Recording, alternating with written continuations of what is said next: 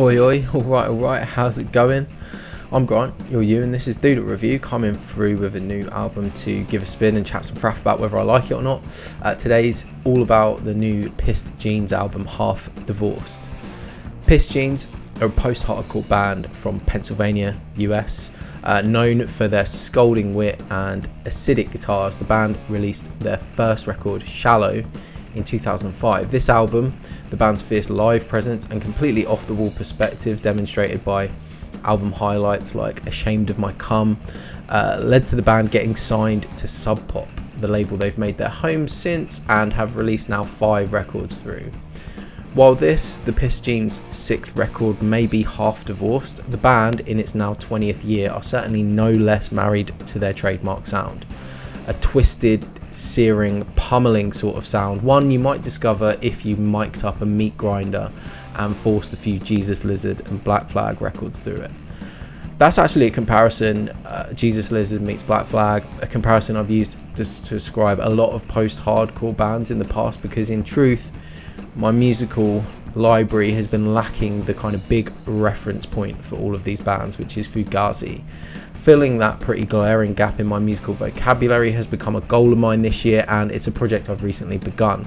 I started with their 3rd record, In on the Kill Taker, and without going any further, it's already become apparent how huge this band were for current artists like Pissed Jeans operating in that post-hardcore world.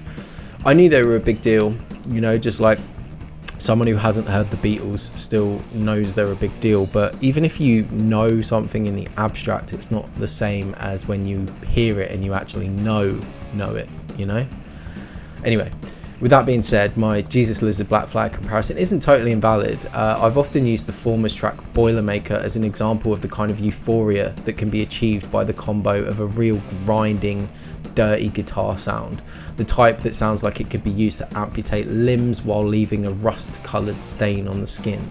That sound, combined with a snare that feels like a hard, open-handed slap.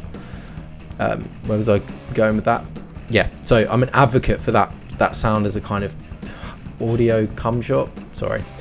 But look, on that basis, this album is fucking messy. The razor wire riffs on Cling to a Poison Dream and the slam back into heavy chords that happens with an instant is the prime and my favourite example of this, with the drums on this particular track sounding almost double tracked in how solid yet imperceptibly echoey they are. Black Flag is like the root of everything in this style of music, but I particularly hear it on the TV Party-esque group vocals of Everywhere Is Bad. My absolute favourite thing about this record are the performances themselves. The band are not just tight on Half Divorced, they're livid tight. The kind of tight that seemingly happens when you've been forced to play something again and again and again. When that level of repetition happens, there tends to be a flow where you start off tight, gradually getting looser as you get tired, and then eventually this kind of frustrated spark runs through the performance like an adrenaline hit. I don't know if it's the case in truth, but Seatbelt Alarm Silencer sounds like the band have reached that frustration level, like it's the 50th take and they're also fucking angry that if they don't get it this time, they would happily call the whole thing off. That energy just courses through the entire record, but of course you hear it most on the super fast ones where it's Monsters, Killing All the Wrong People, or Anti-Sapio. This is probably my favourite album on the heavier side of things that I've heard this year. Sure, Everywhere Is Bad and Junk Time don't have quite maybe as much replay value as a banger like Poison Dream or Anti-Sapio, but all told, this album is subversive, aggressive, fast, funny, smart, and just goes hard. I'm going to hit this one with an 8.7 and knock it on the head, but what do you reckon? Hit me with your thoughts in the comments below. Check out some related videos linked in the description, and if you're interested enough to do all that, then fucking hell, you better subscribe. Subscribe, share some thoughts, show some love, or just hold some abuse in the comments, and yeah, I'll see you in the next video. Cheers, mate. Bye.